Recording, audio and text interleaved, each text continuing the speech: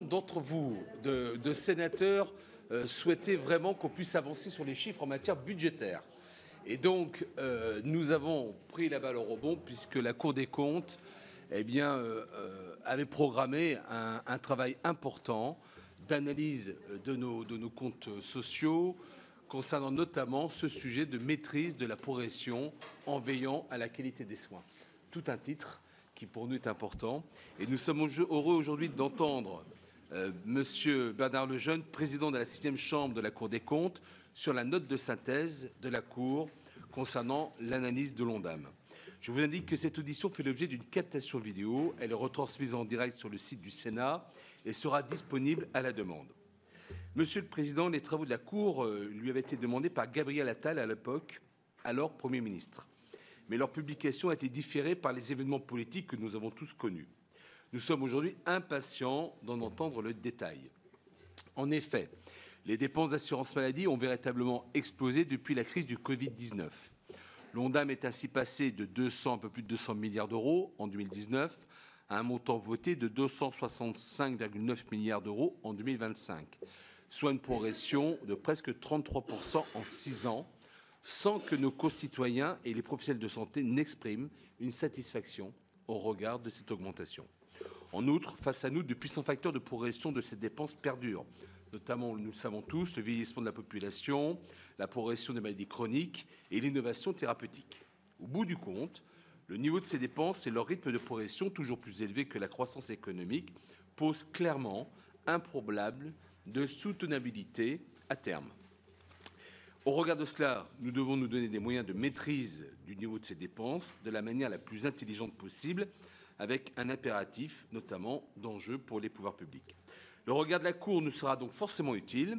Monsieur le Président, je vais vous laisser, bien entendu, présenter les fruits de votre réflexion, puis je donnerai la parole à nos sénateurs pour un échange, avec en premier lieu une prise de parole de notre rapporteur général. Voilà, Monsieur le Président, c'est à vous. Merci, Monsieur le Président. Je salue toutes les sénatrices et tous les sénateurs à cette occasion-là, puisque je commence à avoir une habitude de venir dans cette instance avec plaisir. Alors, effectivement, vous l'avez rappelé, la Cour s'est attaquée, on va dire, à l'Ondam, parce que c'est l'outil de régulation, par définition, et vous l'avez très bien explicité. Et ce travail, alors, il avait été... Alors, d'abord, j'en profite pour vous présenter quand même le rapporteur qui a été la cheville ouvrière du rapport, Vincent Dalmé, et avec nous, mais vous le connaissez, le rapporteur général du RALS, que vous connaissez, Nicolas Fourier, qui est là, Jean-Luc Fulachier, qui est le contre-rapporteur de ce rapport, n'a pas pu être avec nous pour des raisons de santé. Voilà, et donc je l'excuse sur malheureusement son absence. Alors, ces travaux, vous avez raison de le dire, en fait, il y avait une commande de Gabriel Attal, maintenant ça commence à dater. Il y avait eu 3 commandes à l'époque. Il y avait collectivité locale, il y avait les dépenses de sortie de crise qui avaient été faites par la première chambre, et il y avait donc sur l'assurance maladie de notre part. Les circonstances politiques, vous les avez rappelées, ont suspendu un peu la sortie de ces travaux. Les collectivités locales avaient été quand même sorties assez vite derrière. Et le Premier président a souhaité relancer les travaux sur les sorties de crise. Et il a semblé, pour réactualiser toutes nos données, ça nous a pris un peu de temps avec les administrations, d'actualiser tous nos chiffrages qui avaient été faits à l'époque. Donc maintenant, il y a quand même pas mal de mois. On a voulu les retravailler et les sortir dans un contexte d'aujourd'hui, vous avez raison de le dire, au moment où le travail sur futur PLFSS va se faire. Et on a trouvé que le timing était peut-être le meilleur pour inspirer le travail du Sénat et bien évidemment aussi de l'Assemblée nationale. Alors, de rappeler quand même qu'on est sur un travail qui s'inscrit sur une trajectoire du PSMT avec, après tout, c'est le gouvernement qui l'a fixé, une réduction des déficits des administrations publiques à 5,4% de PIB. J'espère déjà que cette première étape sera tenue, mais ça, nous le verrons assez vite. Et donc, nous avons essayé de travailler dans cette optique-là pour essayer d'établir un plan d'économie. Je rappelle d'ailleurs dans la trajectoire que les administrations de sécurité sociale, ce que j'appelle toujours l'indicateur le plus favorable, c'est pas le ROPS pour utiliser les vilains sigles, mais ces administrations de sécurité sociale, c'est-à-dire que ça comprend en plus les recettes de la CADES qui est toujours une présentation favorable, et des régimes complémentaires, devait d'ailleurs atterrir en 25 à 0,7% d'excédent du PIB. Et nous sommes à moins 0,1%. Donc ça vous donne déjà une situation de dérapage. Et si nous sommes uniquement sur le régime général, nous sommes bien évidemment sur une situation beaucoup plus détériorée. L'exercice donc s'est centré sur l'Ondam, puisque c'est finalement l'objectif national de dépenses, c'est ce qui normalement doit être piloté. Ça représente quand même 80% des dépenses de la branche maladie, donc c'est quand même le gros de la branche maladie, 40% de la branche accident du travail et maladie professionnelle et 40% de la branche autonomie. Donc nous avons une vision assez complète par cet objectif de l'ensemble des dépenses, on va dire, pilotables. Le point de situation, c'est qu'aujourd'hui, je vais y revenir après, l'Ondam se trouve aujourd'hui dans une situation de moins en moins soutenable et qui dérive de plus en plus.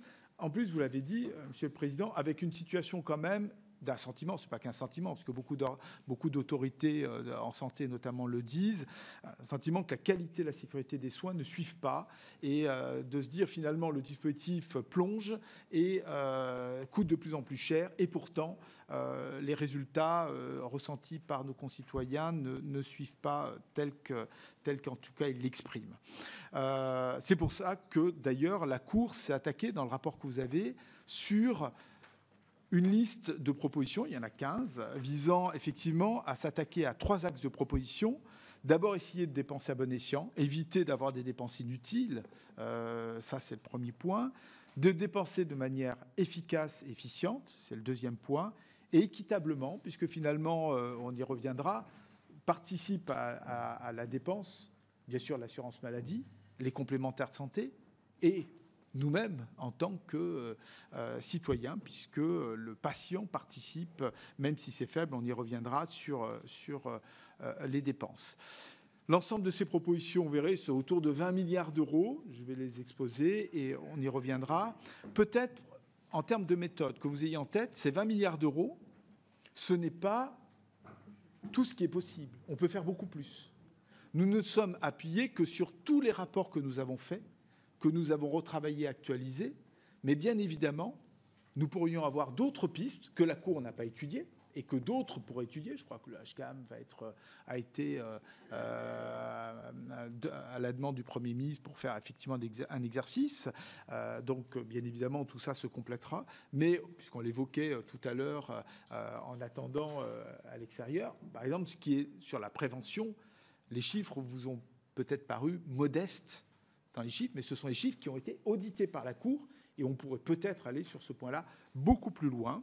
Voilà, donc ça c'est un point pas exhaustif, c'est un point malgré tout fort, 20 milliards d'euros, mais qui peut peut-être aller plus loin, d'autant plus que nous n'avons pas attaqué la partie recettes qui pourrait intervenir, mais ce n'était pas la demande de l'exercice, nous sommes attaqués à ce qui est parfois le plus dur, c'est-à-dire la dépense. C'est toujours le plus difficile à s'attaquer que les recettes, où les idées ne manquent pas en général pour arriver à résoudre les problèmes. Pour maintenant, avant d'arriver sur les solutions, rappeler quand même la situation de l'Ondam sur sa soutenabilité. D'abord, peut-être un rappel, la France consacre 11,8% de son PIB aux dépenses de santé. Les pays de l'Union européenne, c'est 10,4. Deuxième élément, le reste à charge que nous payons en tant que citoyens, que patients, c'est 9,2% des dépenses. L'Union européenne, c'est 14,2. Donc, beaucoup de dépenses de santé, avec une insatisfaction, et un reste à charge beaucoup plus faible que les autres pays européens. Ça, c'est effectivement un constat. Autre point, l'Ondam, en 2025, se fixe à 265,4 milliards d'euros, donc un chiffre très élevé, plus 50 milliards d'euros depuis 2019. Et bien évidemment, nous avons gommé tous les aspects crise sanitaire. Sinon, bien évidemment, ce serait biaisé, hors crise sanitaire. Et l'Ondam, aujourd'hui, représente d'abord à une progression de 4,8% les dépenses par an depuis 2019, elles étaient avant de 2,4%. Donc nous avons un rythme de progression des dépenses de l'Ondam extrêmement forte, qui ont conduit effectivement à un poids dans le PIB de l'ONDAM de 8,9% du PIB. Il était, avant la crise sanitaire, hors toujours dépenses de crise sanitaire, de 8,2%. Donc nous sommes effectivement dans une situation où les dépenses augmentent très fortement, le poids du PIB augmente fortement, et donc nous avons tous les ingrédients d'une dérive de la situation de l'ONDAM. Et vous voyez le graphique qui vous montre bien évidemment le bilan, c'est-à-dire comme les recettes ne suivent pas au même rythme, vous voyez bien que, alors là c'est on va dire y compris la crise sanitaire, parce que 2020 bien évidemment est spectaculaire, on en avait déjà parlé, souvenez-vous, c'était le bilan à l'automne, et là c'est sur l'ONDAM, on voit se rétablir jusqu'en 23, et à partir de 23, nous voyons un glissement hors crise, ce qui est une première, et nous voyons dériver, y compris le solde négatif de toutes les branches qui deviennent négatifs jusqu'en 28 en estimation, j'y reviendrai, jusqu'à 20,1 milliards d'euros. Ça veut dire que nous sommes en train de creuser un déficit social que supporte actuellement l'ACOSS, pour l'instant, puisque la CADES ne le reprend pas. Ce sera peut-être un sujet qu'auront la représentation nationale sur ce sujet-là, parce que l'ACOSS, et nous l'a dit d'ailleurs récemment, nous sommes dans une situation où l'ACOSS lui-même peut ne plus trouver l'argent sur les marchés, parce que ce sont des marchés de court terme, et l'ACOSS peut se retrouver en difficulté tout simplement pour trouver les financements. Donc il y a un vrai sujet de déficit, d'alimentation d'une dette sociale et de sa capacité à financer, sauf bien évidemment à trouver une fois de plus la CADES comme étant à long terme le sauveur, mais ça veut dire que nous ne sortons jamais de cette caisse d'amortissement qui devient un peu éternelle. D'autant plus, la situation est d'autant plus inquiétante que je pense qu'il faut en avoir conscience. Contrairement peut-être au budget de l'État, sur lequel il peut y avoir des plus et des moins, il peut y avoir des efforts, des réflexions, c'est que nous avons une dérive de l'ONDAM qui est liée non pas forcément à une mauvaise gestion, mais à une situation intrinsèque. Le vieillissement, qui forcément fait une dérive automatique. Nous avons les dépenses de santé avec les médicaments innovants et d'autres éléments qui conduisent bien évidemment à une dérive automatique. D'ailleurs, le vieillissement, le ministère chargé de la Santé avait évalué la dérive à 1,35% par an. C'est-à-dire, on n'a rien fait que déjà nous avons une dérive, un peu comme un GVT, si j'osais dire ça. Alors c'est un jeu de mots, parce que le GVT, c'est pour des charges personnelles, mais c'est un glissement de vieillissement automatique et qui conduit effectivement à une dérive assez forte et que nous trouvons parfois, à peu près tout le temps. Et là, quand vous avez eu les tableaux, les graphiques d'avant, c'est un glissement qui vous est donné, un glissement avec, on va dire, une situation de dérive maîtrisée sur le papier. C'est-à-dire que les chiffres qui sont donnés sont des chiffres qui ont vocation à être maîtrisés, mais sur lesquels on constate, et on vous le montrera prochainement dans le cadre du RALS, il y a encore un dépassement de l'ONDAM. Donc ce serait s'il n'y avait pas de dépassement, si les économies étaient documentées, et donc si elles étaient réalisées.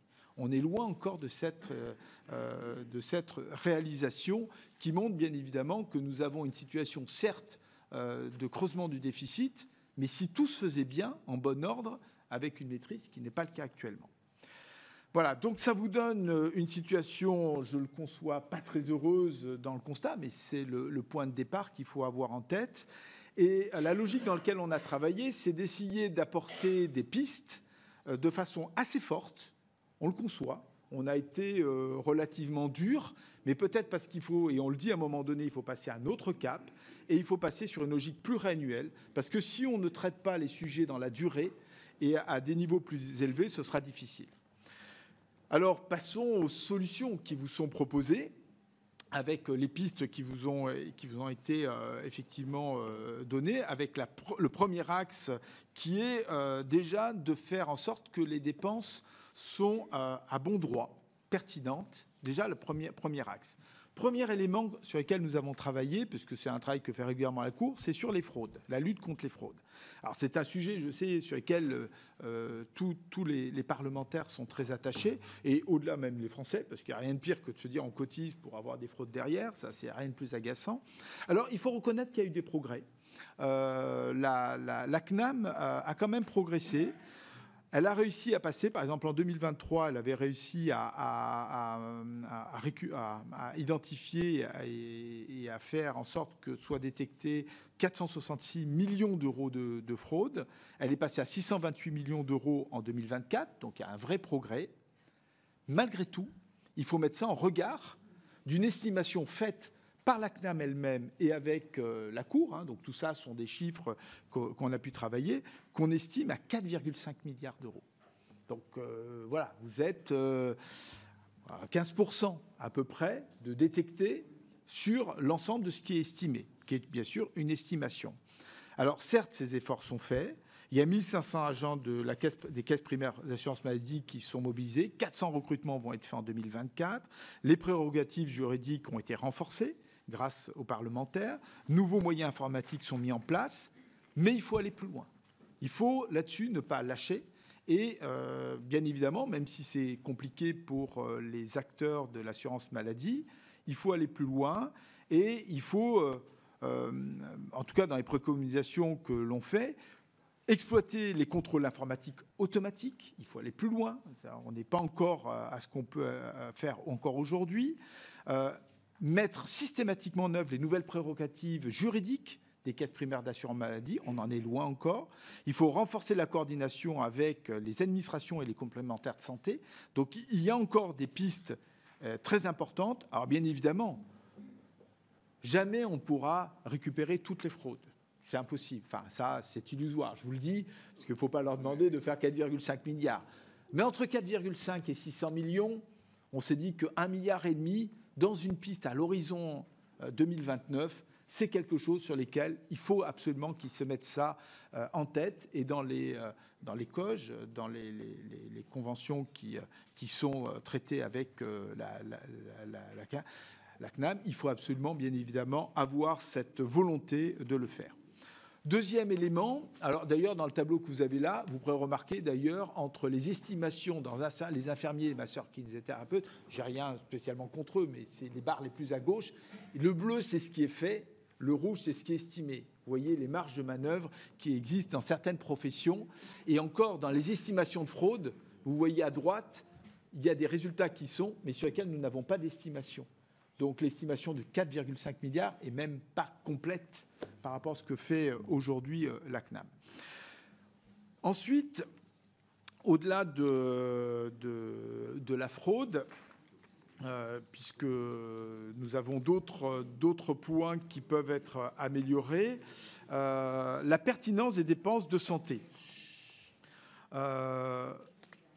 La Cour a constaté dans un bon nombre de ses rapports que, et le ministère de la Santé lui-même les indique, qu'un certain nombre de dépenses ne sont pas pertinentes. Le ministère de la Santé lui-même indique, nous l'avons relevé, 265 000 hospitalisations ne sont pas pertinentes. 2,5% des séjours en hôpital, de médecine. Des prescriptions de médicaments. Un exemple, seuls 9% des dosages de vitamine D prescrits correspondent à une indication recommandée par la Haute Autorité de Santé. 9% seulement. Donc ça veut dire qu'il y en a 91% qui ne sont pas pertinents. Donc ça, c'est un point important. Et il y en a d'autres. C'est ceux que nous avons bien évidemment relevés. Et c'est l'exemple que je vous donne là. Autre point important sur les pratiques médicales. Nous avons regardé, en lien avec l'adresse, les différences, alors ce qu'on appelle les pratiques médicales, les dépenses standardisées entre départements, et nous avons vu que nous avions des écarts qui vous sont indiqués, d'ailleurs vous avez les départements, qui vont de 1 à 1,7, c'est-à-dire qu'en Haute-Savoie, ils ne sont pas très dépensiers, 1 800 € par personne, et nous allons jusqu'à 3 055 € en Haute-Corse, avec une moyenne nationale de 2 258. Et bien évidemment, en ayant rectifié les données par âge et par sexe. Alors bien évidemment, comme nous sommes prudents, nous n'avons pas fait un calcul, je crois que nous étions à 5,6 milliards d'écart si nous ramenions tout le monde. Bien évidemment, il y a forcément des pathologies, il y a forcément d'autres sujets, et nous avons mis en évidence qu'il y avait en tout cas moyen d'aller peut-être par les prescriptions, par les comportements de pratique des professionnels de santé, moyen de dégager 2,8 milliards d'euros. En tout cas, c'est un travail qui doit être fait par les acteurs de l'assurance maladie. Ces différences de prescription ne peuvent pas s'expliquer uniquement par des différences de pathologie. Il suffit de voir la carte pour se dire qu'il y a quand même quelques sujets qui peuvent interroger. D'ailleurs, la Cour, dans le document que vous avez eu, s'est intéressée notamment aux prescriptions dans les secteurs les plus dynamiques. Les ALD. Là, on a un vrai sujet sur les ALD sur lesquels il y a quand même 13,8 millions de patients quand même qui sont dedans. Ces ALD mériteraient d'être actualisés. Depuis la crise sanitaire, il y a certains sujets qui ont été laissés en attente.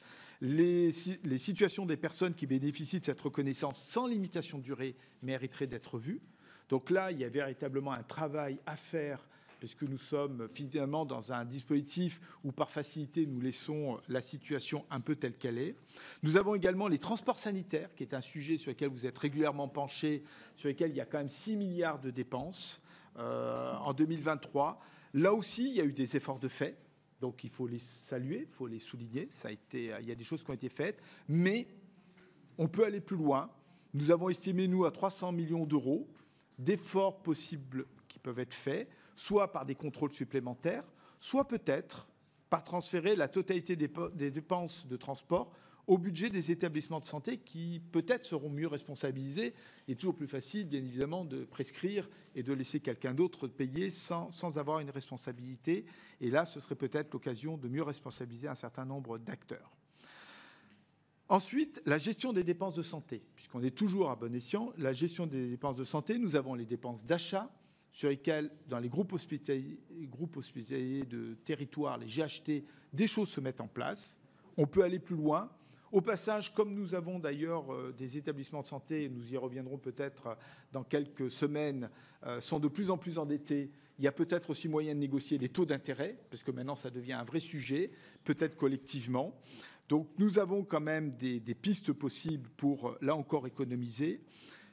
Toujours la partie des médicaments. La négociation des médicaments doit toujours être menée. Le CEPS le fait, mais il y a moyen d'aller encore plus loin. D'ailleurs, le CEPS a réduit leur part dans l'ONDAM de 19 à 16%, donc l'effort est fait. Mais le prix des médicaments anticancéreux, qui, je vous l'ai dit, novateur, parfois très cher, mériterait d'être approfondi pour limiter les coûts. Même chose pour les volumes consommés. Nous sommes encore trop faible en France par rapport à d'autres pays européens sur le recours aux médicaments biosimilaires et aux médicaments génériques. Et là, nous sommes aujourd'hui, la part des médicaments génériques, nous sommes à 29% en France, 54% pour vous donner la moyenne des pays de l'OCDE. Nous sommes quand même là encore très loin et il y a des marges de manœuvre. Voilà le premier axe général sur, on va dire, dépenser à bon escient. Le deuxième axe, c'est être plus efficace et être plus efficient. Et là, nous avons deux points clés, la prévention, qui vous indiquez, et la qualité, sécurité et efficience de l'offre de soins. La prévention en santé. Alors là, nous sommes... alors moi, je découvre ça dans la 6e chambre. On en discutait dans le couloir juste avant. Je suis très surpris de voir à quel point la France est quand même un pays très très loin, très mal classé dans beaucoup de pathologies. Il y a des fois, je me demande peut-être même toutes les pathologies, mais je ne les ai pas encore toutes faites, hein, Monsieur le Président. Donc, je n'ai pas encore eu l'occasion de toutes les expertiser. Mais pour vous dire, nous sommes en train de travailler sur le diabète. Vous aurez l'occasion de voir un rapport bientôt. Le cancer du sein, les AVC, nous avons eu ça récemment. Et à chaque fois que je vois la prévention, alors primaire dans les comportements de santé, on n'est pas le pays le pire là-dessus, mais en tout cas, il y a des points sur lesquels on peut le faire. On a sorti d'ailleurs récemment le rapport sur la jeunesse, et on a vu sur les addictions et sur l'obésité quand même des sujets qui méritent quand même de s'attarder dessus. Mais quand on regarde la façon dont on essaye de prévenir et détecter un certain nombre de maladies, je suis surpris sur le cancer du sein de voir à quel point nous avons un gros retard et avec bien évidemment derrière des prises en charge dans les plus mauvaises des conditions. Mais je l'ai vu sur les AVC, puisque je ne connaissais pas à ce point-là. Donc du coup, c'est vrai qu'on finit par regarder, quand on est à 6e chambre, sa fiche de soins personnels. On finit par tout regarder, on finit par être spécialiste. Et le diabète, même chose. On est très, très étonné de voir à quel point nous découvrons des gens dans des situations difficiles et avec des coûts très élevés derrière de prise en charge, quasiment au niveau de la partie hospitalière. Alors, quand on regarde les principales maladies, qui représentent quand même 54,5 milliards d'euros au total de dépenses, on s'aperçoit quand même derrière qu'on pourrait en éviter énormément. Alors, on a fait des propositions, mais sur des cibles très précises que nous avions auditées. Mais on a bien conscience qu'on peut aller bien au-delà de ce qui vous est proposé dans le rapport, et c'est ce que je vous ai dit au départ. De même, puisque là, je vous ai donné effectivement sur ces éléments-là, tout ce qui concerne les personnes âgées, c'est un sujet qui va monter.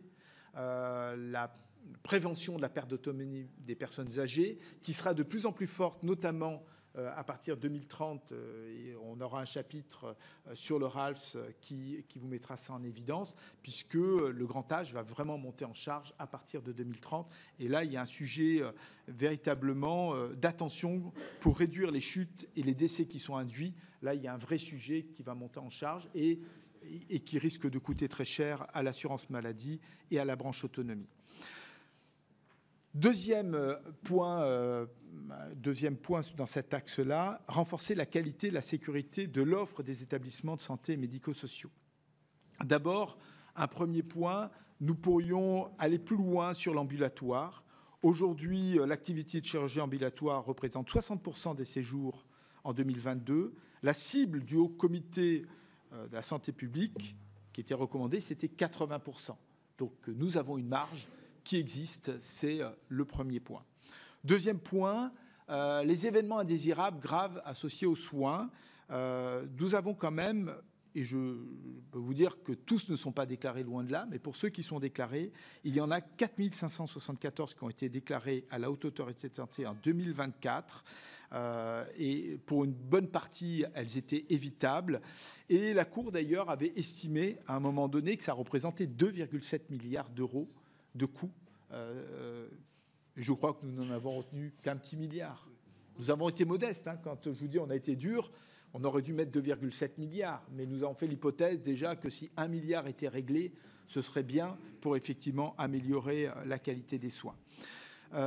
Ensuite, la restructuration des services hospitaliers selon une gradation de l'offre de soins et l'adaptation de l'offre des services médico-sociaux. Commençons par l'offre de soins. Là aussi, il faut avoir le courage de dire, parce que m'est arrivé en étant en chambre régionale de le voir avec des élus locaux, nous avons une offre de soins sur lesquelles les Français sont assez attachés de proximité. Mais la proximité a contrepartie, parfois, la qualité des soins. Les petits établissements hospitaliers, manquent, dans un certain nombre par exemple la chirurgie, n'ont pas assez d'actes de chirurgie pour en assurer la qualité.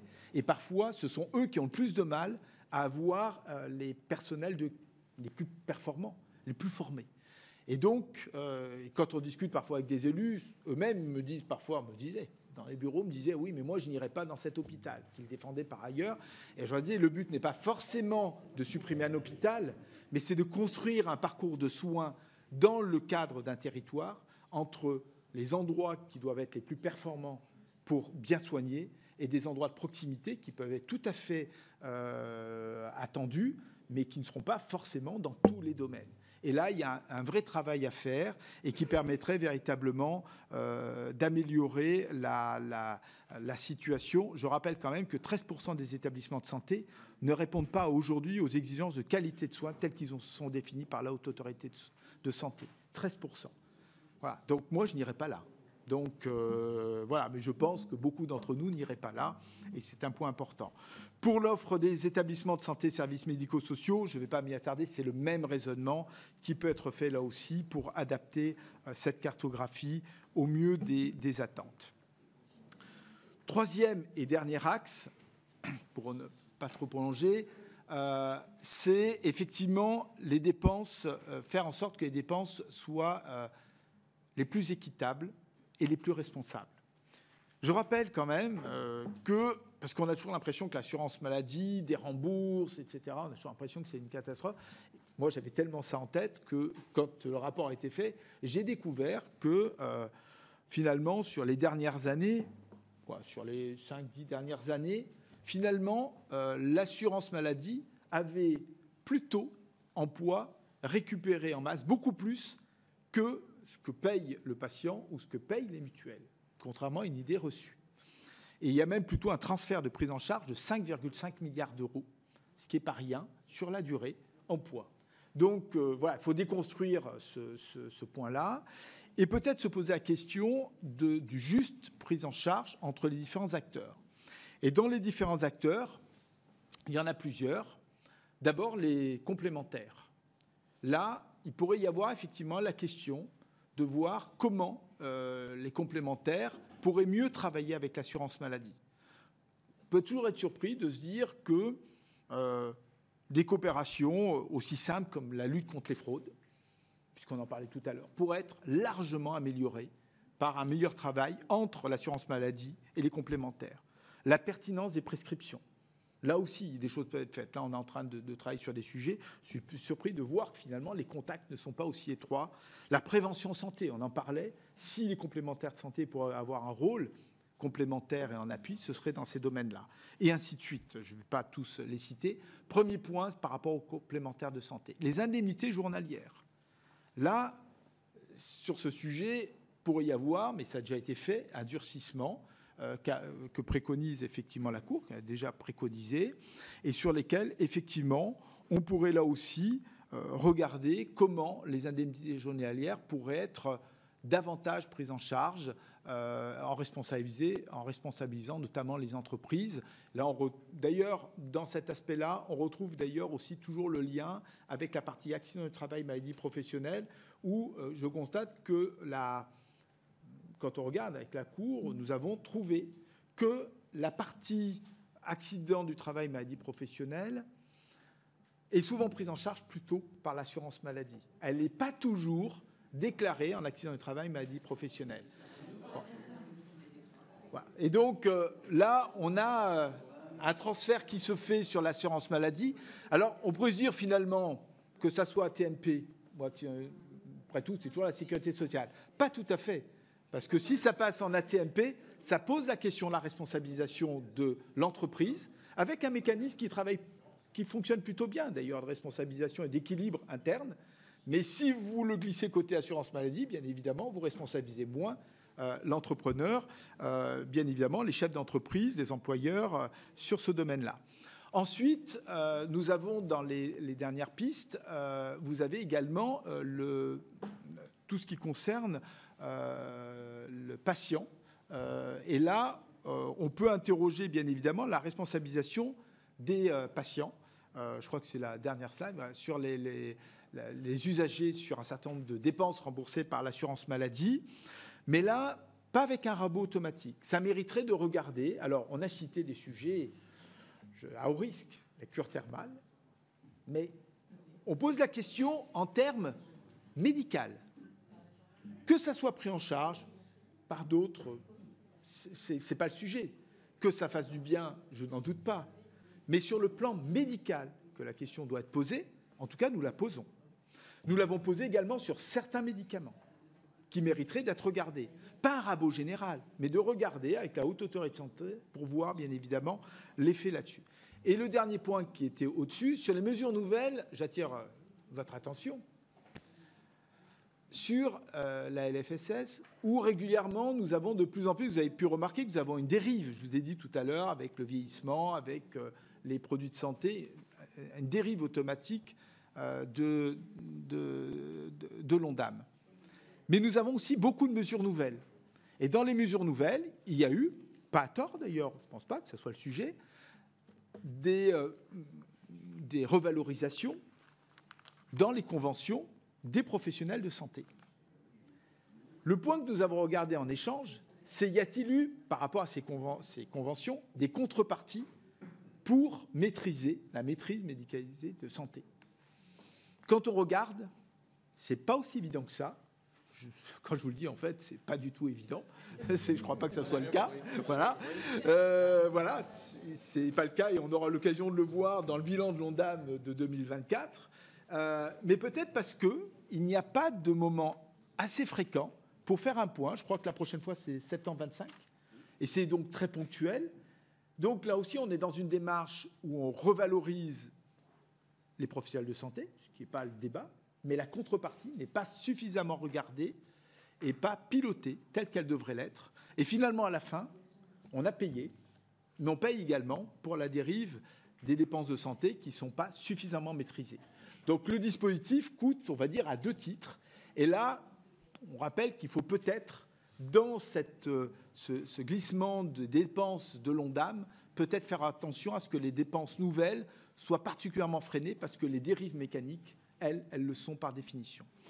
Voilà, mesdames et messieurs les sénateurs, monsieur le président, à peu près les pistes qu'on vous a données, dont on a bien conscience qu'elles ne sont pas faciles, mais elles ne sont pas complètes, elles ne sont pas exhaustives, loin de là. Merci beaucoup, Monsieur le Président, pour cette présentation, cette synthèse. Je vous rappelle que le rapport est à disposition.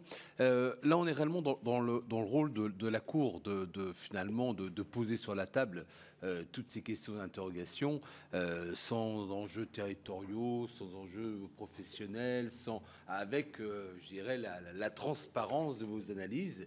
Et vous avez vu qu'au fur et à mesure de votre présentation, on entendait par là des hauts, des A, des... Voilà. Mais je crois que ça fait partie du lot de nos réactions et de nos travaux, en tous les cas sur un point qui est extrêmement important pour la suite des événements. Je vais maintenant donner la parole à nos sénateurs et je vais commencer par notre rapporteure générale, Élisabeth Doineau.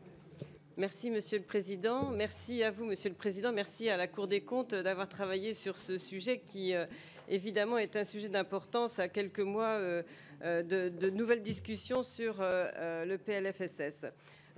L'ONDAM comme un outil de régulation, là est la question. Moi, je voudrais rapprocher en tout cas vos propos liminaires qui étaient, et ceux du Président d'ailleurs, qui étaient sur la situation des dépenses dynamiques avec le dernier avis du Haut Conseil des finances publiques qui montre bien dans ce dernier avis combien la situation est préoccupante. Je crois qu'il faut que chacun quand même se le dise. Et sur certains aspects que vous avez indiqués des pistes des marges de manœuvre. C'est vrai que la saison hivernale se termine, mais là, on voit des pistes rouges et noires, en quelque sorte, se dessiner encore sous nos yeux avec ces propositions, parce que la difficulté, ce sera de trouver une majorité pour avancer, effectivement, pour des marges significatives en termes de dépenses plus équitables, plus efficaces ou à bon escient. Enfin, on voit bien que ça ne va pas être facile à faire passer politiquement parlant. J'ai 2 questions. La première, c'est sur le rendement de votre proposition numéro 1 qui dit mieux lutter contre les fraudes dans les 3 branches de la sécurité sociale qui financent l'ONDAM. Vous la chiffrez, alors vous avez parlé de 4,5 milliards d'euros, mais vous la chiffrez en fait à 1,5 milliard d'euros en 2029.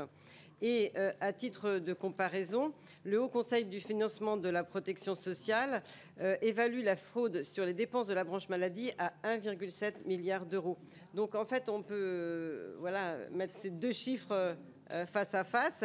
Et je rappelle que la CNAM indique qu'en 2024, sur ce montant seulement, 0,6 millions d'euros de fraude a été détecté et 0,2 millions d'euros en fait ont été évités. Donc l'objectif de 1,5 milliard d'euros de recettes supplémentaires en 2029 pourrait donc a priori sembler finalement optimiste.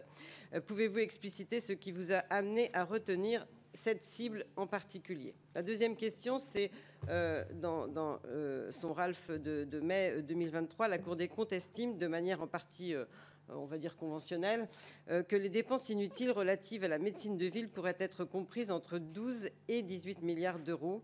Est-ce que la Cour maintient ce chiffrage? les pouvoirs publics devraient-ils, selon elle, renforcer l'évaluation et donc l'efficience de ces dépenses et plus généralement les dépenses de santé? Mais je crois que vous avez fait une certaine démonstration qui me font dire que vous avez répondu en partie à cette question. Juste sur la carte que vous avez montrée tout à l'heure, moi je voudrais dire que ce qui m'a évidemment interpellée, c'est la situation de la Réunion, parce qu'avec le président et un certain nombre de mes collègues, on vient de faire une mission là-bas, et je me dis tout de même que c'est sans doute le fait qu'on ait des équipements et en termes de ressources humaines les plus hauts niveaux par rapport à la population, enfin de médecins par rapport à la population, que la situation est celle-ci. Bien sûr, il y a les pathologies, hein, la Réunion, on l'a vu avec le diabète, mais il y a aussi la capacité de traiter avec des médecins présents en grand nombre et des équipements aussi du dernier cri. Merci. Très bien. La parole maintenant à Corinne Imbert, rapporteur de la branche maladie. Merci, Monsieur le Président. Merci, Monsieur le Président de la 6e Chambre, pour votre présentation et le travail qui a été conduit par la Cour des comptes. Alors j'ai quelques questions et plusieurs remarques. Je vais quand même essayer d'être brève pour que tous mes collègues puissent s'exprimer s'ils le souhaitent. D'abord, évidemment, les dépenses à bon droit, on ne peut que partager, et des efforts demandés à tous. Je pense que collectivement, nous en avons conscience, et les débats du dernier PLFSS l'ont montré.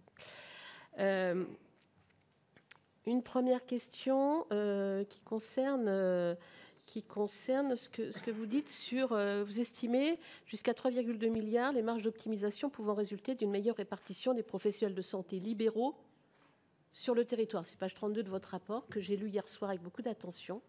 Du coup, après, je dormais plus. Non, mais faut quand même en parler. Pardon pour cette plaisanterie.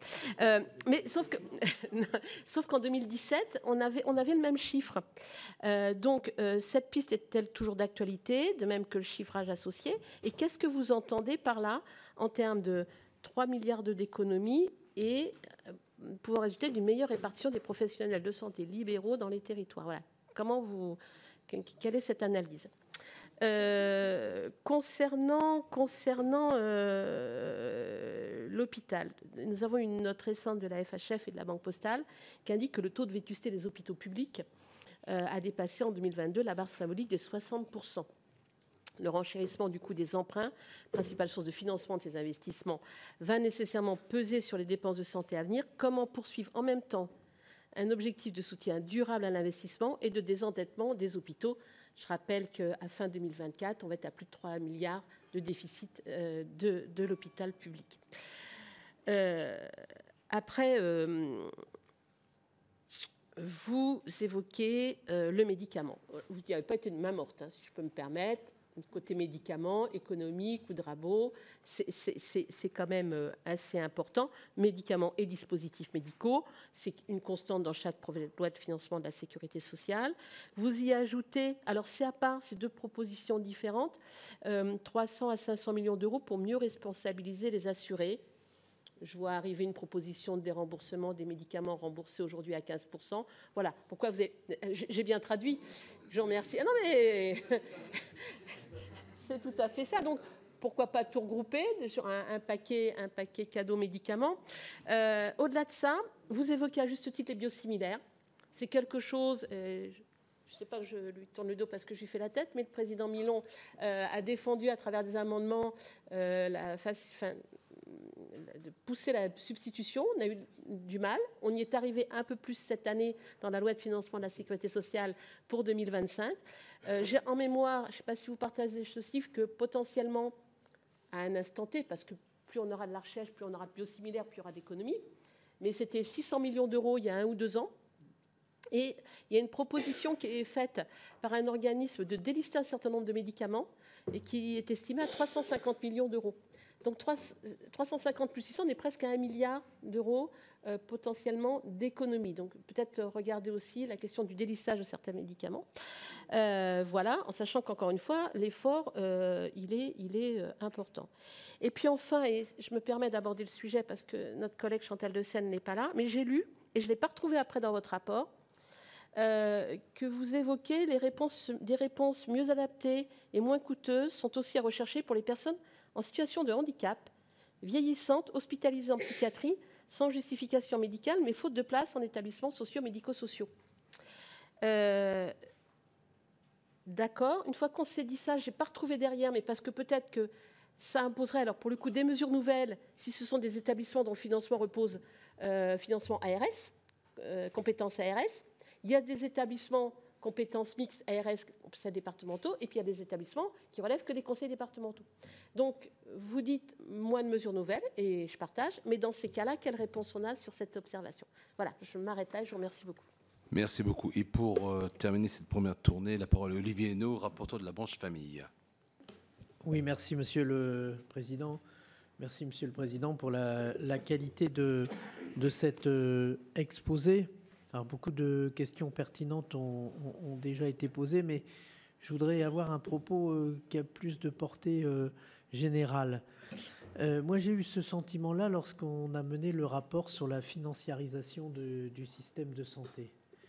Et il m'a semblé que, au fond, notre système de santé, il s'équilibrait par une forme d'autorégulation, y compris des professionnels de santé, et une responsabilisation qui, vaille que vaille, exister et porter ses fruits. Et c'était vrai aussi pour les patients, alors même que, en ayant, on en parlait à l'instant, mais la carte vitale dans la poche, il y a une forme de gratuité, d'esprit de gratuité qui existe. La prise en charge est l'une des plus faibles, et vous l'avez évoqué. Et puis, évidemment, il y avait la liberté d'installation, la liberté de prescription et le libre choix du médecin, qui n'existe pas dans tous les pays d'Europe. Quand on voyage un peu et qu'on travaille sur le sujet, même à la frontière belge, hein, c'est déjà pas comme ça. Les mutuelles jouent un rôle en matière de prévention, en matière de choix des médecins, qui est beaucoup plus fort. Alors, vous donnez des pistes d'économie, mais plus largement, moi, je m'interroge au fond de savoir si on n'est pas arrivé au bout d'un système, compte tenu aussi des évolutions et des questions innovantes de ces médicaments qui arrivent sur le marché et qui sont de plus en plus coûteux. Et forcément, il va falloir être plus pertinent, plus efficient en régulation, ne serait-ce que pour permettre le libre accès de tous ces médicaments innovants au plus grand nombre et à toutes et à tous. Autrement, on va arriver à une médecine à deux vitesses. Et donc, ma question, elle est de portée plus générale. Est-ce qu'on peut encore y arriver dans la maîtrise de l'ONDAM et de notre système de santé sans réaborder en amont les questions de structure de notre système de santé, d'organisation, de réforme structurelle? Sans ça, qu'on le veuille ou non, on va arriver à un moment ou à un autre, coup de rabot par coup de rabot, je vois bien, sur les IJ, il y a beaucoup à faire, sur les transports, mais à un moment donné, est-ce que si on n'aborde pas directement, frontalement, la question des réformes structurelles, on ne va pas laisser s'installer une médecine à deux vitesses? Je vous remercie. Merci. Pour terminer la tournée des rapporteurs, Marie-Pierre Richer, qui est rapporteur de la branche AT-MP. Merci, Monsieur le Président. Moi, je voudrais revenir sur les propos que vous avez tenus concernant le transfert de la branche AT-MP à la branche maladie. Nous avons commis sous l'égide du président Milon pour la MEX et avec ma collègue Annie Le Houerou un rapport sur les enjeux de la branche AT-MP, où la sous-déclaration fait partie des éléments qui ont été bien entendu retenus, puisque nous ne la nions pas. Enfin, voilà, il n'y a pas de raison de dire qu'elle n'existe pas. Par contre, la surdéclaration n'est pas prise en compte. La méthodologie de calcul a changé également en 2021 et nous nous étonnons que la somme à transférer à la branche maladie est doublée en 3 ans. Ça interroge quand même, alors que l'on a aussi des employeurs qui sont très avant sur la prévention. Je pense qu'il est dommageable de mettre tout le monde, de clouer tout le monde au pilori. Il y a un travail qui est fait, on ne nie pas. On ne nie pas qu'il faut mettre en place de la prévention, mais à force de ponctionner la branche AT-MP, l'année prochaine, elle ne sera plus excédentaire et eh bien, c'est autant de moyens qui ne seront pas mis en place pour la prévention. Donc moi, j'aimerais bien que les propos soient aussi un peu mesurés dans le constat. Merci. Voilà, Monsieur le Président, je vous laisse répondre à cette première série de questions. Merci, Monsieur le Président. Alors, pour démarrer sur la fraude, sur le sujet de la fraude, nous, on s'appuie sur un chiffrage qui commence à dater un peu maintenant de l'assurance maladie. Il nous avait promis, dans le cadre de la certification, de nous l'actualiser, ça va venir. Et ce chiffrage, quand il a été fait, c'est avec des échantillons, ils prennent un certain nombre d'éléments et ils analysent des dossiers par tirage d'échantillons assez important. Et ils sont arrivés, et on a pu les contrôler, c'est dans le cadre de la certification, sur ces 4,5 milliards. Alors, peut-être que le chiffrage, quand ils ont fait l'analyse à l'époque, c'est un échantillon, comme toujours. L'échantillon, par définition, n'est pas une réalité. Quand on l'étend, c'est peut-être un peu moins. Mais comme je vous l'ai montré tout à l'heure, tout le périmètre n'est pas audité. Donc, c'est 4,5 milliards en faisant une estimation sans auditer tout le périmètre. Donc, c'est vrai que ce chiffre a une certaine fragilité, mais il donne une dimension qui nous semble à peu près, crédible, et sur lesquelles on préfère pour l'instant s'appuyer. Et je n'ai pas vu, je parle sous le couvert de Nicolas et de Vincent, puisque dans le RALS on revient un peu sur ces sujets-là, je n'ai pas vu l'assurance maladie monter au créneau sur le fait qu'on ait repris ce chiffre-là et qu'on ait retravaillé récemment. Donc voilà, ils n'ont pas dit mais c'est scandaleux, c'est pas du tout ça, on a pu revoir. Voilà. Donc en tout cas, ce chiffre tel qu'il a été fait analyser, il devrait être actualisé, mais il n'est pas en tout cas contesté par l'assurance maladie sur le fond. Donc nous restons sur cette volonté vraiment de monter en charge. On a débattu d'ailleurs sur le niveau. Mais si on ne monte pas trop en charge, d'ailleurs 1,5 milliard par rapport à 600 millions aujourd'hui, jusqu'en 29, on les oblige à monter progressivement, à faire un effort. Ce n'est pas inatteignable. La preuve, c'est qu'ils ont fait plus 34%, je crois, en un an. Si je faisais plus 34% tous les ans, je ne suis pas loin, à mon avis, d'1,5 milliard. Voilà. Mais oui, mais parfois, les effectifs en plus coûtent moins cher que ce qu'ils récupèrent. Voilà. Exactement, vous avez parfaitement raison. Ensuite, sur la cartographie, tout à l'heure, vous avez signalé la Réunion à juste titre. Alors, on a été très prudent parce que quand on fait le travail sur l'adresse avec toute la carte, on a effectivement des endroits où on peut se dire, voilà, ils sont très au-dessus, d'autres, etc.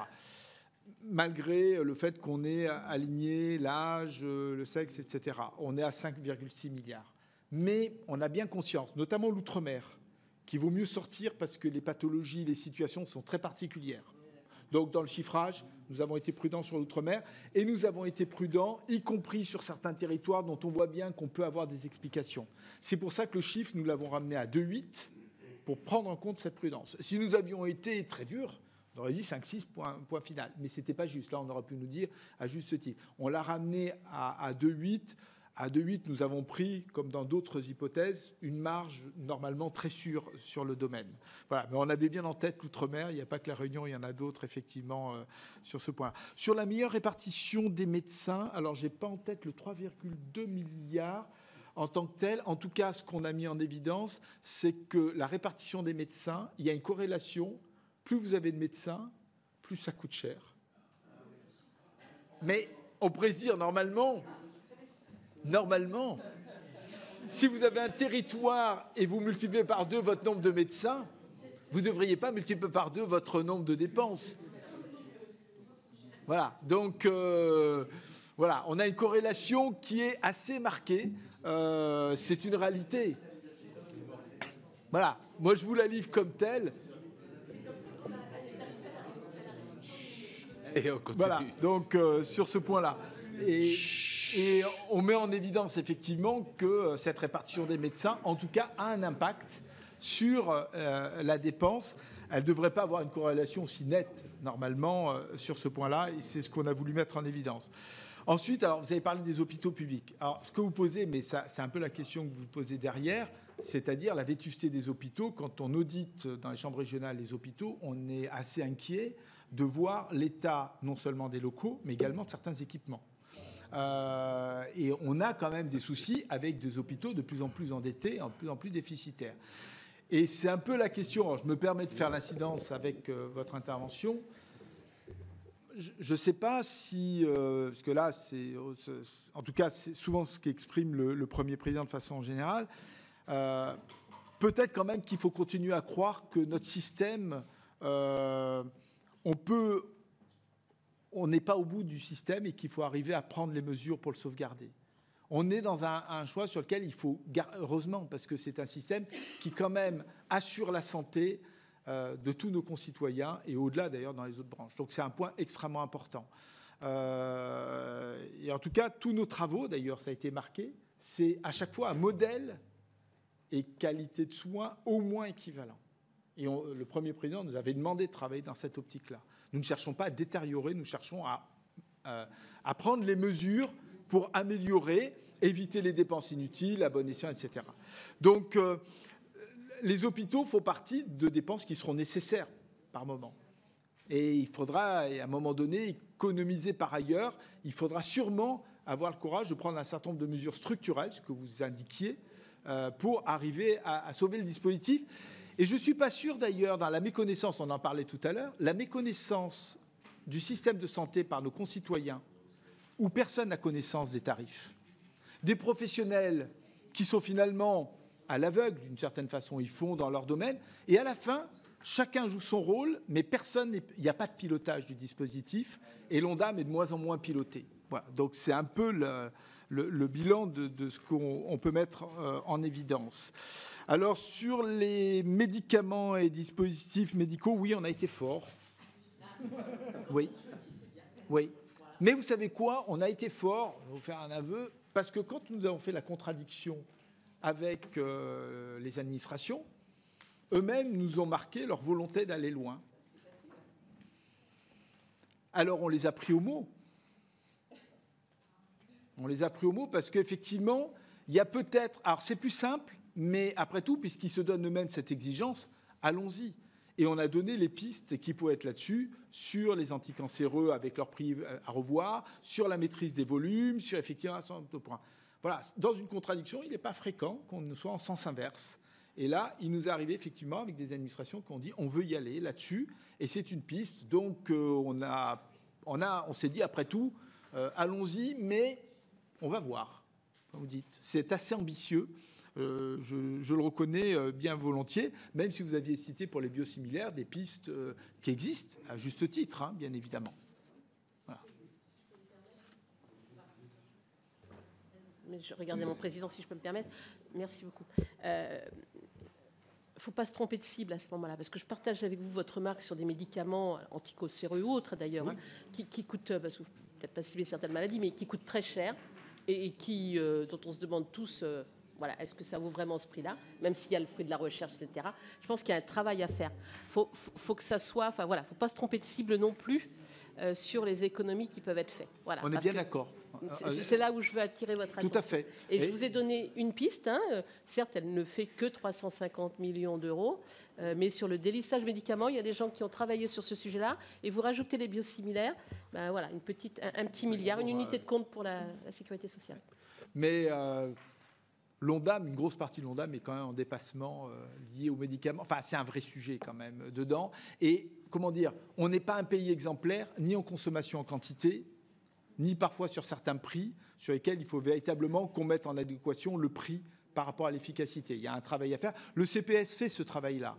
Mais il faut vraiment ne pas lâcher parce que c'est un point très sensible en termes de coûts. Peut-être sur les médico-sociaux, vous avez parlé par rapport au handicap. Alors oui, il y aura des... De toute façon, il ne faut pas se leurrer, la partie de la branche autonomie est une branche, nous on l'a regardé et ce sera dans le RALS, qui est une branche qui va rentrer dans le rouge vif à partir, on estime, 2030, parce que le grand âge, en perte d'autonomie, c'est la génération baby-boom qui rentre dans l'âge de la perte d'autonomie et donc qui va rentrer là-dessus. Alors, le handicap, ce n'est pas que sur le grand âge, hein, mais ça entraîne ça. Et là, effectivement, on va avoir des charges beaucoup plus importantes à faire. Après, on retrouve toujours la prévention en santé, quand même pour les personnes âgées, où on se rend compte que le suivi de santé, les milliards qu'on peut gagner chaque année en bonne santé qu'on peut gagner, et la France en a gagné, c'est énormément d'argent. Et donc, cette piste-là, elle ne doit pas être sous-estimée. effectivement comme piste par rapport à tout l'univers médico-social que j'ai élargi par rapport au seul handicap. Alors après, par contre, vous disiez, mais par moment, il y a des gens, il faudrait ouvrir des places, etc. Vous verrez, on a un rapport actuellement. Moi, j'ai été surpris sur les AVC. Enfin, une petite parenthèse de réflexion.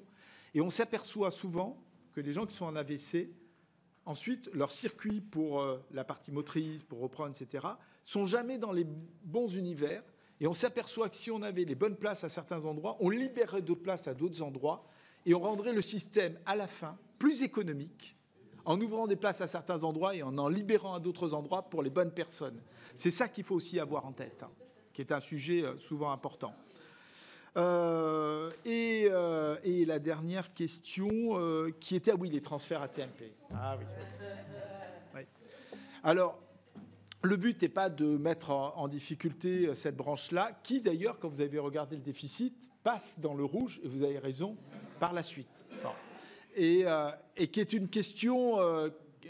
parce qu'on s'était posé cette question sur ce sujet-là, on s'est dit, mais finalement, certes, l'assurance maladie en prend, la TMP ne le prend pas, mais ça reste la sécurité sociale.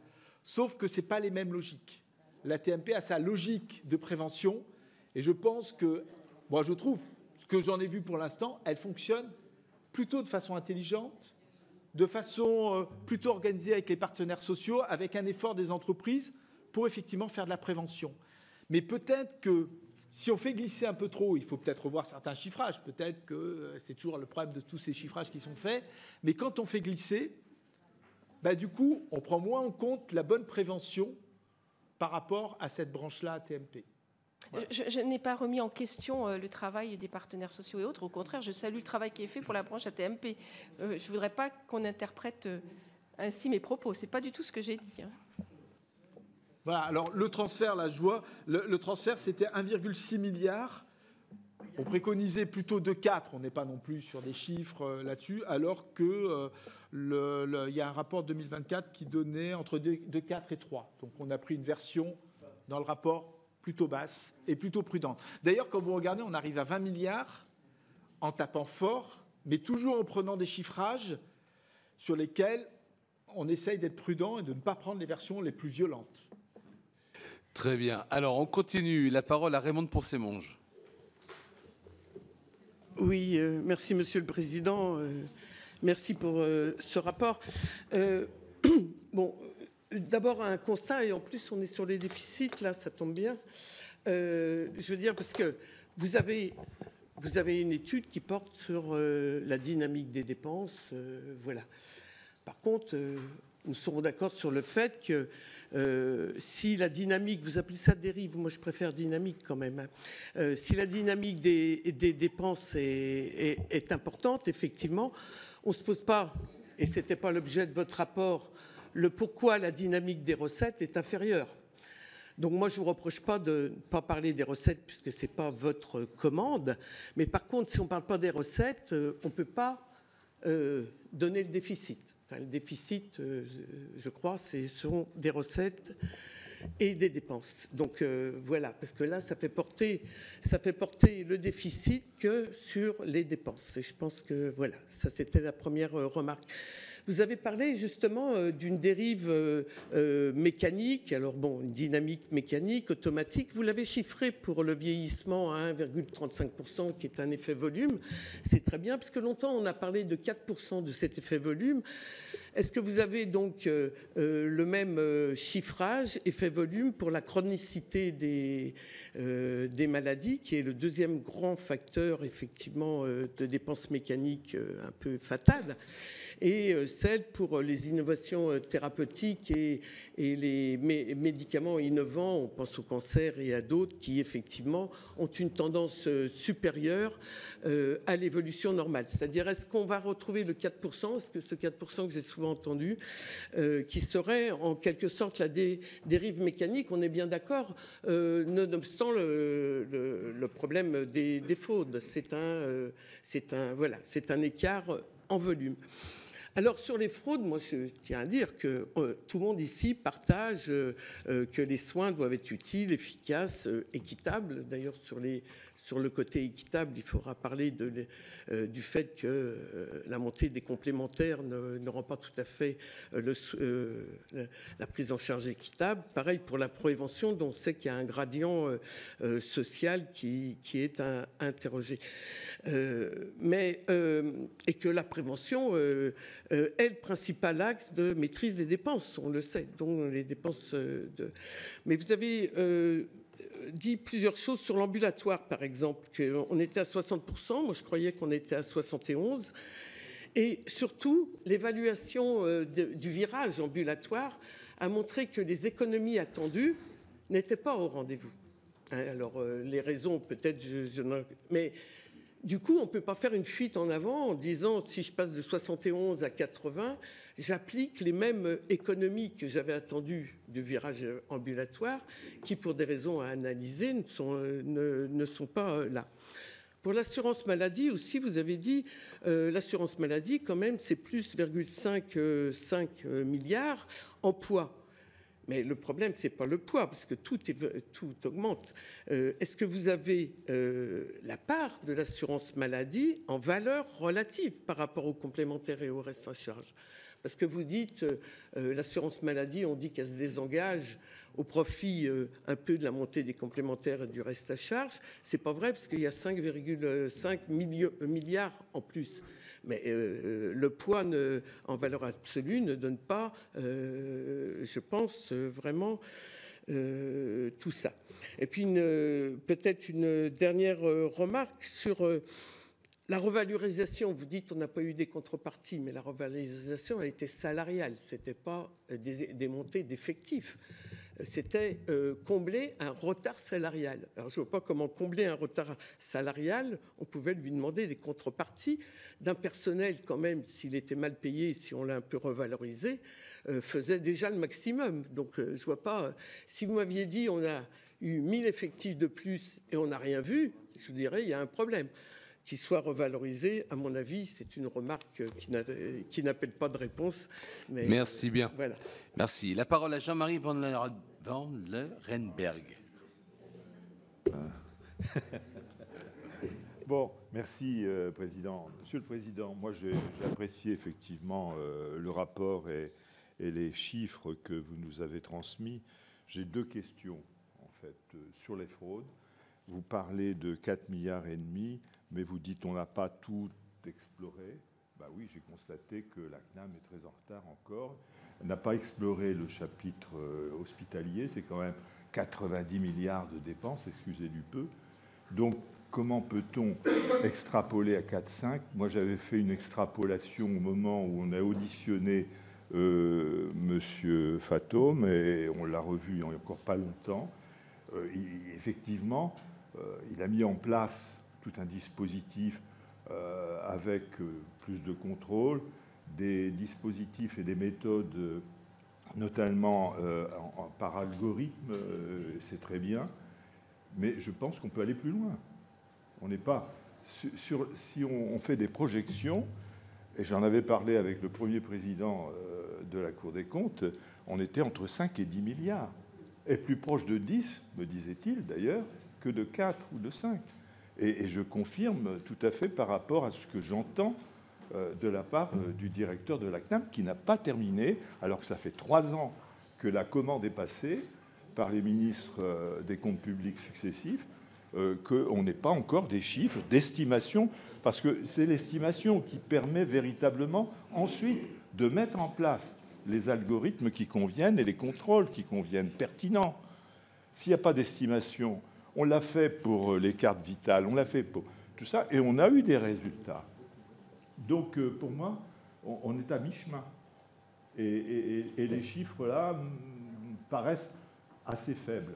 Sur le plan de la pertinence, alors là, des soins, Elisabeth Doineau a donné des chiffres qui sont, à mon avis, beaucoup plus en conformité avec ce qu'on peut en attendre.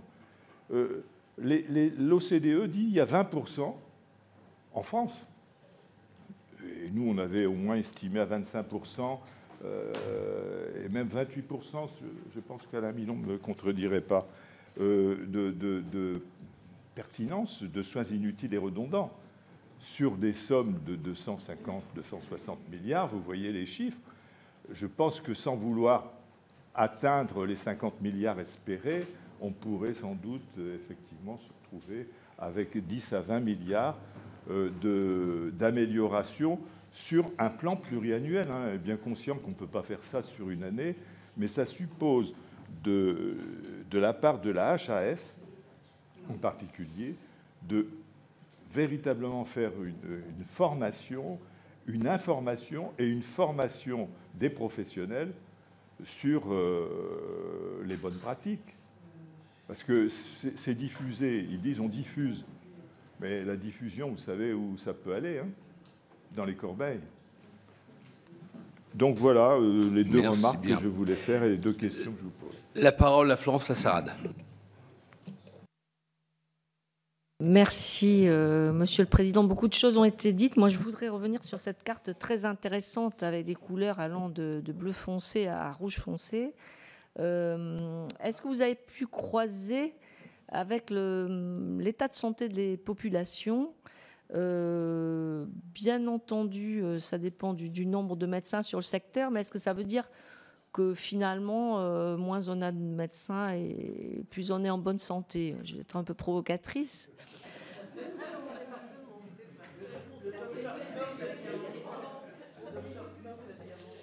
Très bien. Et alors, j'aurais une question très précise. Est-ce que vous arriveriez à évaluer le coût de santé des frais occasionnés par la non-vaccination des seniors? Merci bien. La parole à Céline Brulin. Contre la grippe. Oui. La parole à Céline Brulin. Merci, Président. Merci, Monsieur le Président, pour cet exposé. Je trouve, moi aussi, que le fait que l'impasse ait été faite sur l'aspect recette rend le débat qu'on a aujourd'hui un peu biaisé, parce qu'effectivement, on ne peut examiner des déficits qu'à l'aune du rapport entre les dépenses et les recettes. Ensuite, vous avez entendu la réaction sur tous les bancs de cette commission lorsque vous avez évoqué avec humour le fait que plus de médecins, c'était plus de dépenses.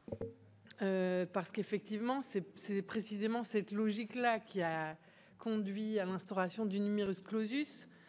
Et aujourd'hui, chacun, à sa manière, s'arrache les cheveux pour corriger la situation qui a été ainsi créée. Donc, je propose que collectivement, on abandonne complètement cette façon de voir les choses. Moi, comme Florence Lassaranne, j'aimerais quelques précisions sur la carte que vous avez dit que vous aviez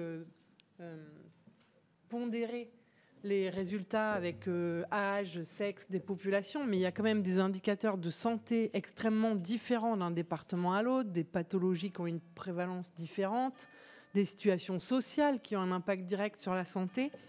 Dans quelle mesure ça a été pris en compte? Et puis, il y a des objectifs qui peuvent sembler contradictoires. Exemple, vous, à juste titre, vous montrez que la prévention est le parent plus que pauvre de la politique de santé en France et qu'il y a beaucoup à faire en la matière. Mais qui dit changer de braquet en matière de prévention dit engager des dépenses sans doute plus importantes pour que, sur un temps plus long, ça permette de les réduire.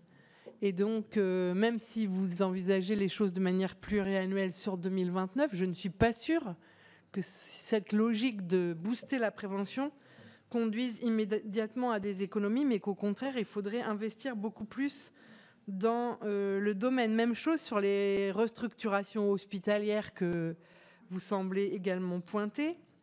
Moi, je me dis de manière peut-être un peu empirique et peut-être un peu naïve que poursuivre ces restructurations hospitalières ne peut qu'accroître les dépenses de transport sanitaire dont vous montrez dans votre rapport qu'elles ont considérablement augmenté. De même, vous avez évoqué les achats. Alors, je l'ai vu par le prisme très local, mais moi, j'ai vu dans des GHT où on nous a expliqué que le phénomène GHT conduisait à des appels d'offres de plus en plus importants qui ne permettaient pas de réduire les coûts, au contraire. Et que, par exemple, sur l'alimentation, plutôt que de s'adresser à des acteurs très, très locaux, on était obligé de passer par des appels d'offres importants qui n'induisaient absolument pas d'économie. Pour terminer, je trouve, et sans vous faire offense, c'est à l'important travail que vous avez réalisé, que les pistes que vous énumérez sont quand même des pistes que, peu ou prou, qui sont mises en œuvre depuis quelques années maintenant dans notre pays. Alors après, on peut les graduer, mais c'est quand même un peu dans le droit fil de tout ce qu'on voit et ce qu'on constate dans les PLF successifs. Or, je ne vois pas que ces pistes aient eu un effet absolument efficace sur les déficits de la sécurité sociale. Et enfin, est-ce que l'Ondam, finalement, est vraiment un outil de pilotage pertinent ? Est-ce que, je rejoins les questions que posait Raymond de Poncet-Monge tout à l'heure, vous avez mis en avant les 1,35 liés au vieillissement que vous évoquez comme un GVT. On pourrait prendre d'autres domaines comme ça qui sont un peu incompressibles, je vais dire, et du coup, est-ce que l'Ondam est vraiment le bon outil pour piloter la politique de santé en France? Merci. Merci beaucoup. Il reste encore 5 intervenants, je le dis, pour qualifier. Merci, Monsieur le Président. Monsieur le Président, merci beaucoup pour cette présentation très claire. Beaucoup de choses ont été dites. Moi, j'ai envie de parler de financiarisation sans rentrer trop dans les détails, mais est-ce que vous avez remarqué dans votre rapport que la financiarisation de la santé, telle qu'on l'a évoqué tout à l'heure, a eu un impact sur les chiffres que vous avez présentés? Ça, c'est ma première question. J'ai une autre question à laquelle je n'ai jamais eu de réponse, qui concerne ce qu'on appelle les ristournes avec la clause de sauvegarde, etc., et les ristournes sur certains médicaments par les laboratoires. Il semblerait que ça va jusqu'à presque 10 milliards par an. Et les laboratoires pharmaceutiques s'en plaignent d'ailleurs parce que c'est des sommes importantes qu'ils sont obligés de garder d'une année à l'autre et que l'État ne réclame cet argent qu'en novembre de l'année N+1, alors que eux, les labos connaissent les dépenses au fil de l'eau. Donc ça, c'est ma deuxième question, si vous pouvez me répondre. Et la troisième que j'ai évoquée l'autre jour, est-ce que, d'après vous, on ne demande pas trop à l'assurance maladie, trop de missions disparates qui concernent parfois même les études médicales et le rôle des doyens de médecine, et qu'elle a tendance ils font ce qu'ils peuvent bien sûr, mais elle a tendance à oublier certains points comme la qualité des soins, l'efficience des soins et bien sûr les fraudes. Merci. Merci beaucoup. La parole à Anne Suris. Merci, Monsieur le Président, et merci pour cette séquence. Alors, je remarque que la Cour ne propose pas dans cette note d'estimation chiffrée des économies générées par les actions de prévention. Vous parlez de prévention, mais vous ne dites pas combien et dans quelle mesure et sur quel temps ce serait une économie. Est-ce que vous avez des données en votre possession qui pourraient nous éclairer sur l'ampleur des économies réalisées en mettant en place ces actions? Deuxième question, la note ne présente aucune action en santé environnementale. J'y reviens souvent, je sais, mais pourtant la Cour a rendu l'année dernière, à la demande de notre commission, un rapport sur la santé, par exemple, respiratoire. Est-ce que vous avez des propositions de mesures à ce propos qui pourraient, du coup, générer aussi des économies à terme? Alors, il y a une question qui a déjà été posée. Et enfin, sur la question de la financiarisation de la santé, qui a été aussi l'objet d'un travail de cette commission, et qui montre qu'il y a beaucoup aussi de fraude, ou de fraude directement, ou de fait une ponction sur la sécurité sociale importante par cette financiarisation. Est-ce qu'il y a un travail de coût chiffré sur cette question-là et de mode de résolution? J'insiste, que ce soit sur de la fraude directe ou que ce soit sur finalement un certain nombre de pratiques qui font que ça renchérit les coûts de la sécurité sociale. Et dans cette même logique-là, du coup, une réflexion sur comment on peut peut-être changer de modèle économique sur les centres de santé qui sont, eux, non lucratifs et qui permettraient peut-être de coûter moins cher à la sécurité sociale que les centres financiarisés. Merci beaucoup. Ben, je vous en prie. Parole à Daniel Chassaing. Merci, Monsieur le Président. Donc moi, je trouve que c'est quand même tout à fait normal de parler des dépenses, puisque les dépenses ont augmenté de 50 milliards, 4,2%, vous l'avez dit, depuis 2019. C'est quand même très important. Vous nous avez parlé des gains possibles sur donc la fraude, sur l'efficacité des dépenses, prévention ambulatoire, IJ. Donc l'ONDAM en France, vous l'avez dit, est de 10,4% du PIB. En France, 11,9% et en Europe, 10,4%. Donc on dépense plus que les pays européens. Pourtant, pour les personnes âgées, de nombreux pays d'Europe dépensent plus que nous, notamment l'Allemagne, le Danemark. Et en France, il sera nécessaire, pour la prise en charge de la prévention et pour la perte d'autonomie, de renforcer le personnel en EHPAD. Je rappelle qu'il y a 7500 EHPAD. Et pour le maintien à domicile. Il était prévu en 2022 50 000 emplois de plus, ça fait 2,5 milliards par an, de soignants et d'aides-soignantes. Question, avez-vous prévu ces dépenses, vous en avez parlé, qui n'ont pas été réalisées, seulement annoncées depuis 2022, mais le plan de grand âge n'a pas été financé. Et lorsque on finance dans l'ONDAM 400 millions d'euros de plus, ça fait un demi-emploi. Donc, est-ce que vous avez prévu, d'essayer d'augmenter cette dépense au vu, comme vous en avez parlé, de la dépendance qui va augmenter énormément en 2030? Et une autre question, vous l'avez évoqué, lorsque on va dans certains hôpitaux périphériques, on se rend compte qu'il y a des services qui sont vraiment à réhabiliter. Certains sont de notre temps. Et donc là aussi, il faudra faire des dépenses. Merci. Merci beaucoup. Émilienne Pomerol. Oui, merci Monsieur le Président. Je vais être bref puisque mes collègues Raymond et Céline Brulin ont déjà fait les remarques que j'aurais aimé faire sur l'intérêt de l'ONDAM.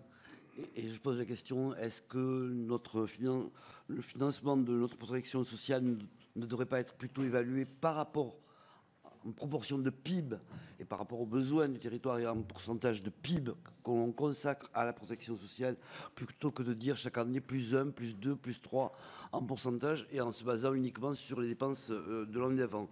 Même remarque sur le fait qu'a fait Raymond, sur le fait que, bien sûr, je pense que c'est l'exercice qui vous était demandé, vous nous attaquez qu'au volet dépenses. Bon, c'est l'exercice, mais bon, il ne reflète pas quand même la réalité de ce qu'est un équilibre de la protection sociale.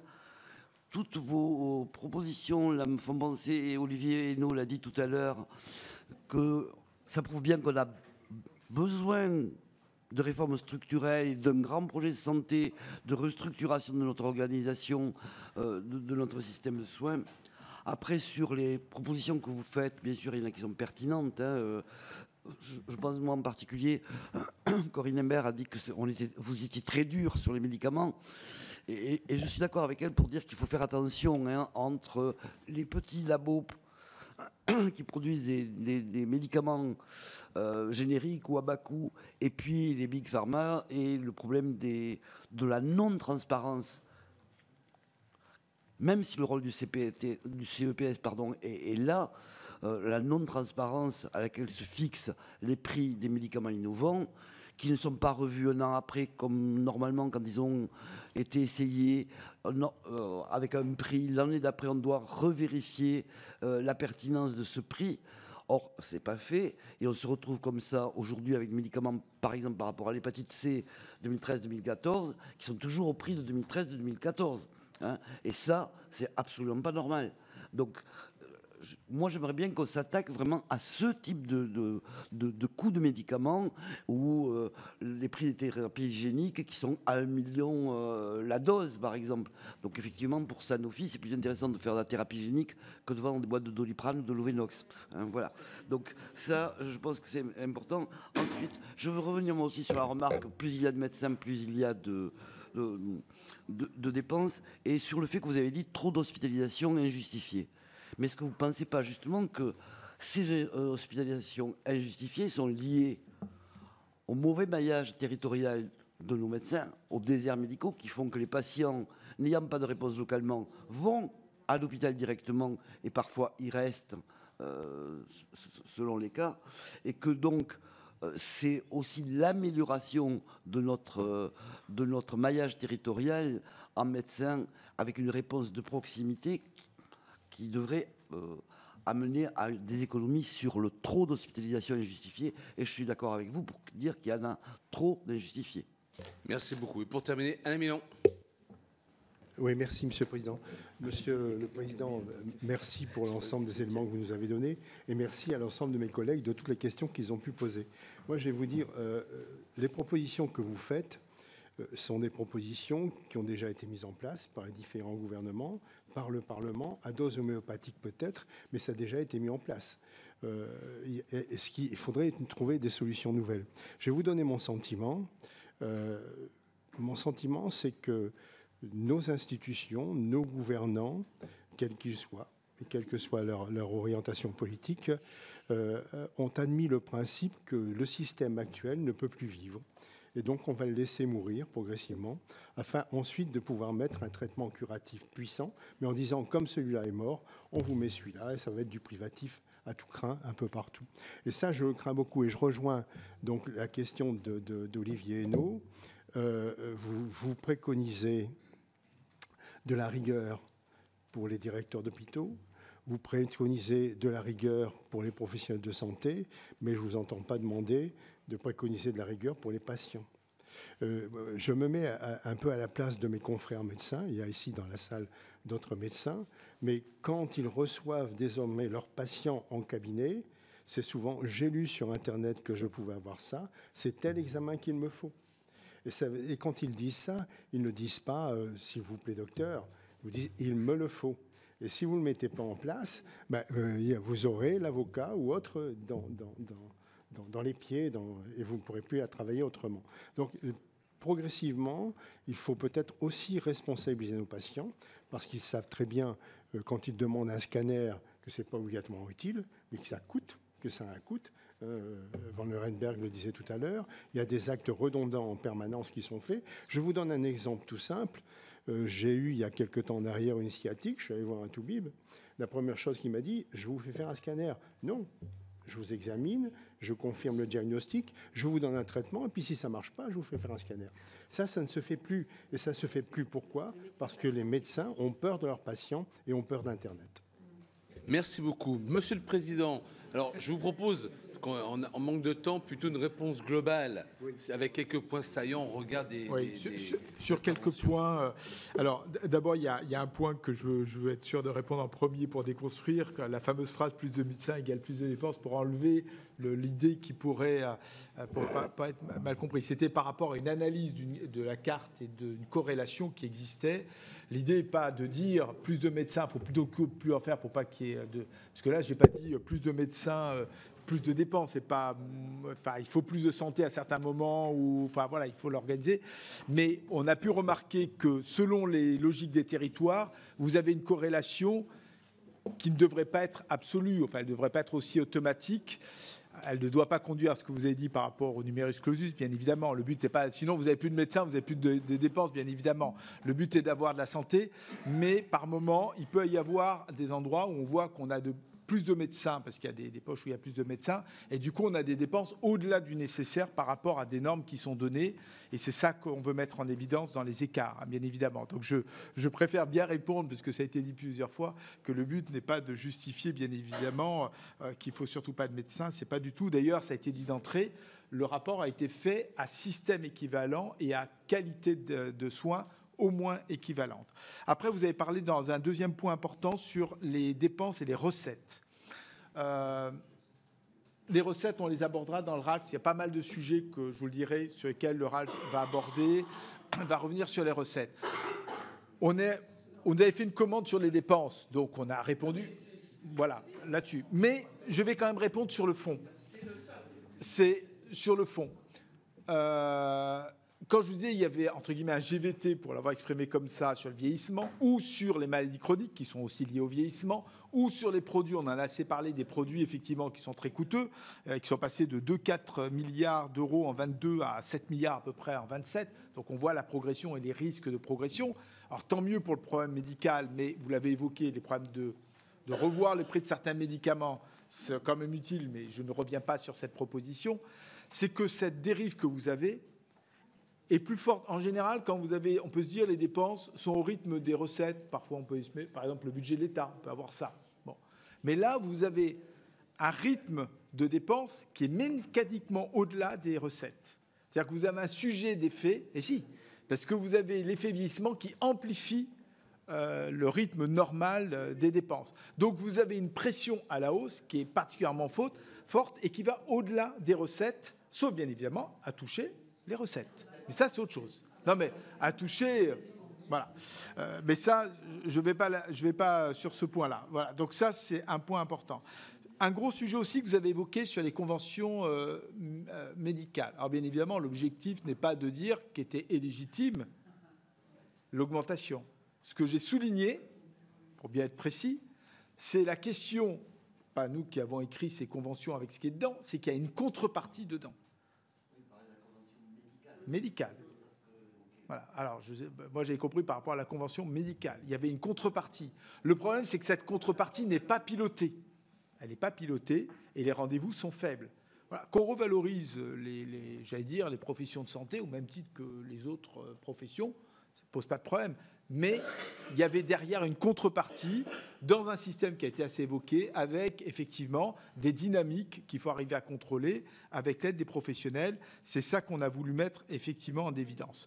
Sur la fraude, pour aller sur quelques sujets clés, pour pas trop... Sur la fraude, vous l'avez évoqué tout à l'heure en disant c'est peut-être 10 milliards, c'est peut-être même encore plus que ça. On est resté, vous voyez comme quoi selon les chiffres, certains peuvent nous dire c'est plutôt un 7, parfois c'est 10, quelque part peut-être au milieu, j'en sais rien exactement. En tout cas, c'est un chiffre qui a été calculé avec l'assurance maladie, que nous avons contrôlé, que nous avons validé à 4,5 milliards. Comme je vous ai dit, il n'est peut-être pas complet, peut-être un peu surestimé, mais pas complet. Donc peut-être que 4,5 milliards n'est pas complètement faux. Et vous avez raison de dire, dedans, sur la fraude, par exemple pour les hôpitaux, la T2A, on recommence à peine, d'ailleurs, Thomas Fatome nous a dit l'autre fois, il commence tout juste à remettre en place ces contrôles de la T2A. Bon. Alors, je ne suis pas suspicieux en disant que tout le monde fraude tout le temps, mais je crois que le poids des professionnels qui fraudent est plus élevé que des patients. Voilà, en poids. C'est un fait. Voilà. Bon. C'est un fait. Voilà. Voilà, donc, quand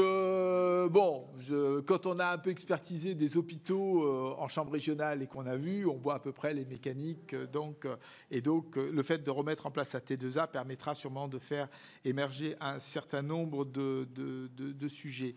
À un moment donné, j'ai noté dans les sujets clés, non pas que je sous-estime les autres, mais pour pas trop tarder, vous avez demandé, mais est-ce qu'à un moment donné, sur l'état de santé dans les populations par rapport à la carte a été pris en compte? Et notamment, je crois que vous avez posé la question sur la vaccination contre la grippe. Alors, il se trouve que c'est un sujet qu'on va aborder à la Chambre. Et j'ai demandé à l'équipe, effectivement, on l'a évoqué, que la question de la vaccination de la grippe, de ce que ça coûterait si on vaccinait tout le monde, mais de ce que ça économiserait en contrepartie, puisse être fait. Et de façon générale, tous les sujets qu'on va peut-être regarder en prévention mériteraient qu'on le regarde aussi avec cet angle-là, parce que ça permettrait de montrer l'effet positif de la prévention.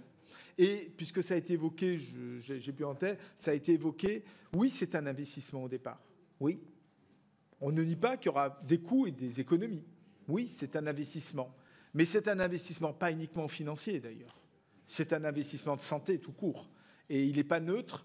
Et on est persuadé, dans les analyses qu'on fait, que le coût serait bien faible par rapport à ce qu'on pourrait économiser. Et d'ailleurs, Vincent me le glissait, les dépenses en prévention ont quasiment pas bougé depuis longtemps.